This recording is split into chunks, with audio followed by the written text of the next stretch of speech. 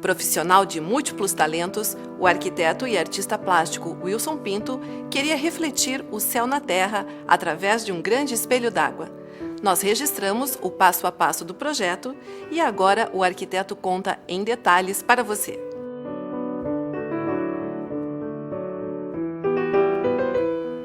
Os nossos sonhos são tão profundos que às vezes não temos coragem de consultá-los.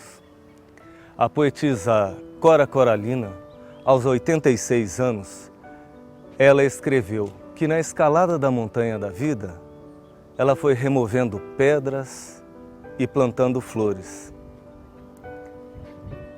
Na minha vida, um dos sonhos de infância era ter um lago. Construir um lago, ter um lago. E isso no processo da vida vai ficando muito difícil, porque fica apenas como um sonho, como uma possibilidade. Tudo tem muito custo, tudo é muito difícil, é muito sólido, muito definitivo. E aqui nós vamos assistir à realização de um sonho sem agredir a natureza.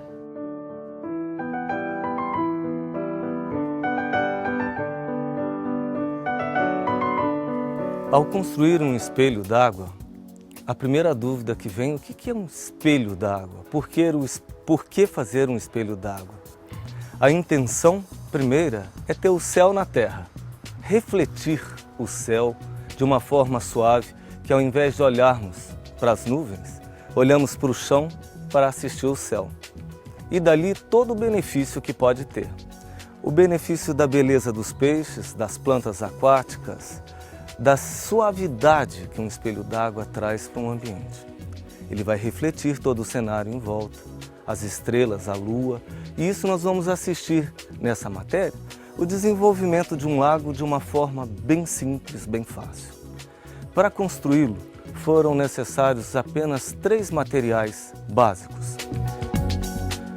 Areia, uma manta, que significa um forro, é como se fosse um cobertor, que ela faz isolamento entre a areia, e uma última manta, que é uma manta vinílica, uma borracha, que vai isolar a água inteiramente. Eu vou mostrar como que funciona. Primeiro cava-se o chão no formato que pretende.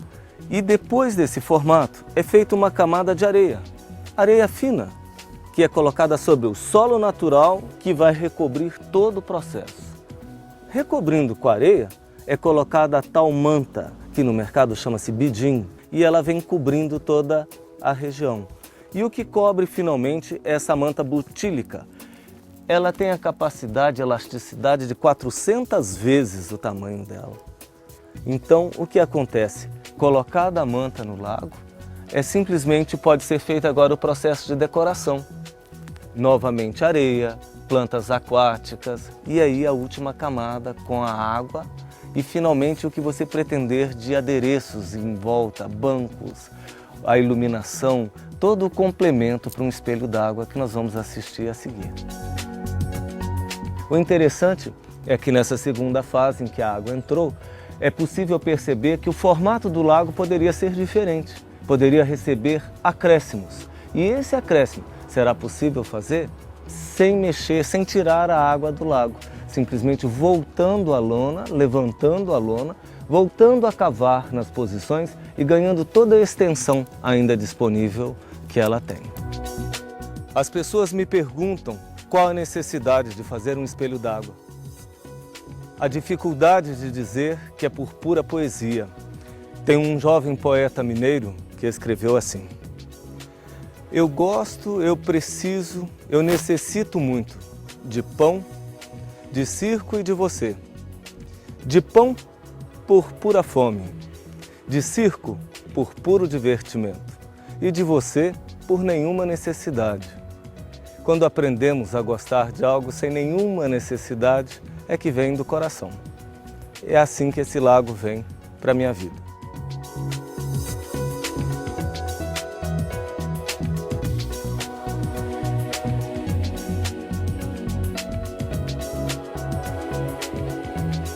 Eu aprendi das etapas anteriores para essa. O mais rico talvez não seja o resultado. o processo é mais rico.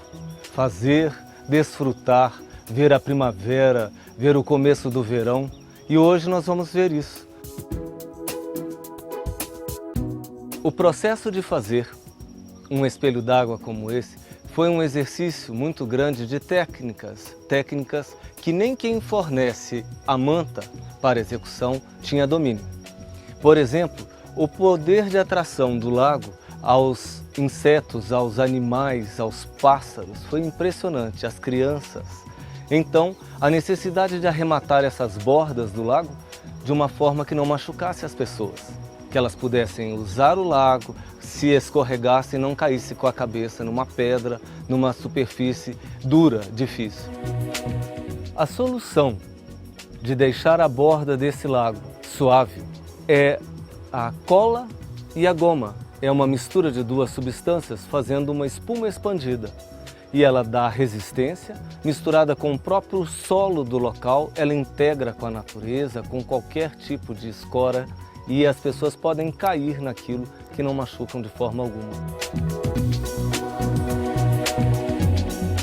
A iluminação utilizada é toda em LED.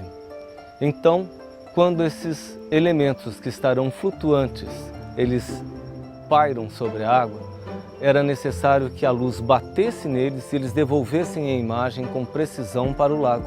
E o LED faz essa função com baixíssimo consumo de energia. É o que nós vamos poder ver com o cair da noite, esse efeito acontecendo em cada um dos elementos assim que estão pontuais iluminados por LED.